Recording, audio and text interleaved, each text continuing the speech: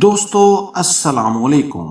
آپ کے بچے بھلے آپ سے پوچھیں یا نہ پوچھیں، آپ انہیں یہ ضرور بتایا کیجئے کہ ہم فلسطین سے اس لیے محبت کرتے ہیں کہ یہ فلسطین انبیاء علیہ السلام کا مسکن اور سرزمین رہی ہے۔ حضرت ابراہیم علیہ السلام نے فلسطین کی طرف ہجرت فرمائی۔ اللہ تبارک و تعالیٰ نے حضرت لوط علیہ السلام کو اس عذاب سے نجات دی جو ان کی قوم پر اس جگہ نازل ہوا تھا۔ حضرت داؤد علیہ السلام نے اسی سرزمین پر سکونت رکھی اور یہیں اپنا محراب بھی تعمیر فرمایا۔ حضرت سلیمان علیہ السلام اسی ملک میں بیٹھ کر ساری دنیا پر حکومت فرمایا کرتے تھے۔ چونٹی کا وہ مشہور قصہ جس میں ایک چونٹی نے اپنی باقی ساتھیوں سے کہا تھا، اے چونٹیوں اپنے بلوں میں گھس جاؤ، یہیں اسی ملک میں واقع اسکلان شہر کی ایک وادی میں پیش آیا تھا جس کا نام بعد میں وادی النمل چونٹیوں کی وادی رکھ دیا گیا تھا۔ حضرت زکریا علیہ السلام کا محراب بھی اسی شہر میں ہے۔ حضرت موسیٰ علیہ السلام نے اسی ملک کے بارے میں اپنے ساتھیوں سے کہا تھا کہ اس مقدس شہر میں داخل ہو جاؤ۔ انہوں نے اس شہر کو مقدس، اس شہر کے شرک سے پاک ہونے اور انبیاء علیہ السلام کا مسکن ہونے کی وجہ سے کہا تھا۔ اس شہر میں کئی معجزات وقوع پذیر ہوئے جن میں ایک کنواری بی بی حضرت مریم کے بطن سے حضرت عیسیٰ علیہ السلام کی ولادت مبارک بھی ہے۔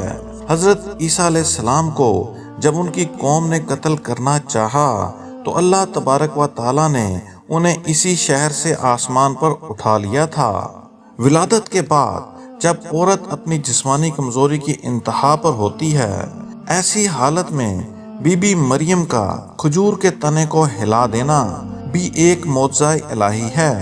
قیامت کی علامات میں سے ایک حضرت عیسیٰ علیہ السلام کا زمین پر واپس تشریف اسی شہر کے مقام سفید مینار کے پاس ہوگا۔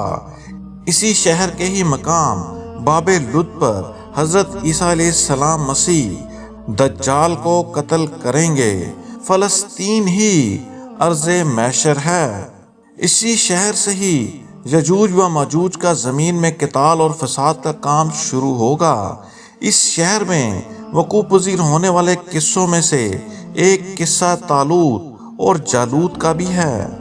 فلسطین کو نماز کی فرضیت کے بعد مسلمانوں کا قبلہ اول ہونے کا اعزاز بھی حاصل ہے۔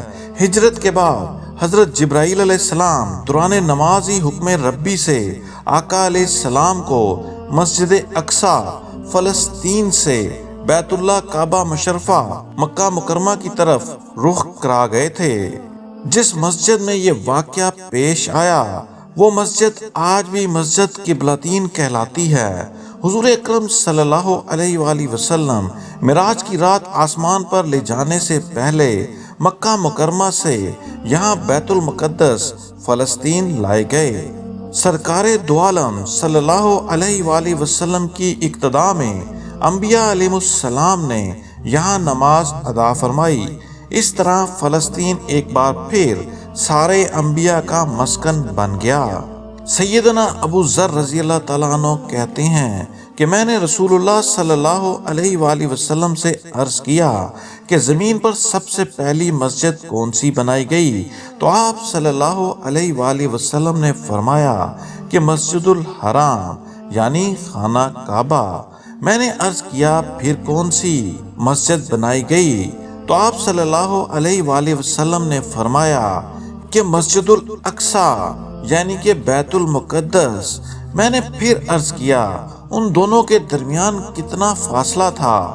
آپ صلی اللہ علیہ وآلہ وسلم نے فرمایا کہ 40 برس کا، اور تو جہاں بھی نماز کا وقت پا لے وہیں نماز ادا کر لے، بس وہ مسجد ہی ہے۔ وصال حبیبنا صلی اللہ علیہ وآلہ وسلم کے بعد حضرت ابوبکر صدیق رضی اللہ تعالیٰ عنہ کو ارتداد کے فتنہ اور دیگر کئی مشاکل سے نمٹنے کے لیے عسکری اور افرادی قوت کی اشد ضرورت کے باوجود بھی ارض شام فلسطین کی طرف آپ صلی اللہ علیہ وآلہ وسلم کا تیار کردہ لشکر بھیجنا بھی ایک ناقابل فراموش حقیقت ہے۔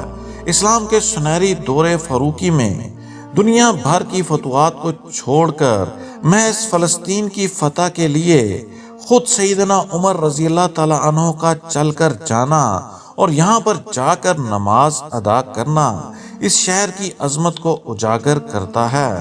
دوسری بار بینہ معراج کی رات بروز جمعہ 27 رجب 583 ہجری کو صلاح الدین ایوبی کے ہاتھوں اس شہر کا دوبارہ فتح ہونا بھی ایک نشانی ہے۔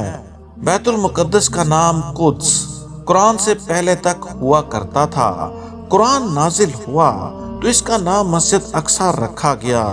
قدس اس شہر کی اس تقدیس کی وجہ سے ہے جو اسے دوسرے شہروں سے ممتاز کرتی ہے۔ اس شہر کے حصول اور اسے رومیوں کے جبر و استبداد سے بچانے کے لیے 5000 سے زیادہ صحابہ کرام رضوان اللہ علیہم اجمعین نے جام شہادت نوش کیا اور شہادت کا باب آج تک بند نہیں ہوا، سلسلہ ابھی تک چل رہا ہے۔ یہ شہر اسی طرح شہیدوں کا شہر ہے۔ مسجد اقصی اور بلاد شام کی اہمیت بالکل حرمین الشریفین جیسی ہی ہے۔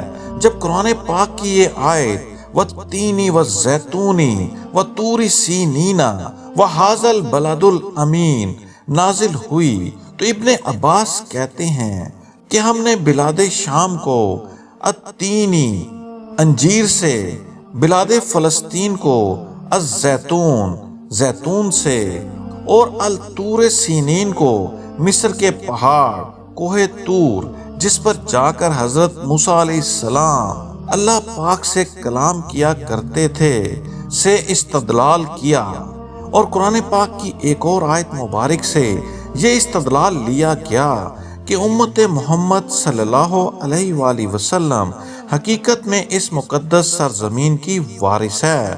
فلسطین کی عظمت کا اندازہ اس بات سے بھی لگایا جا سکتا ہے کہ یہاں پر پڑھی جانے والی ہر نماز کا اجر 500 گنا بڑھا کر دیا جاتا ہے۔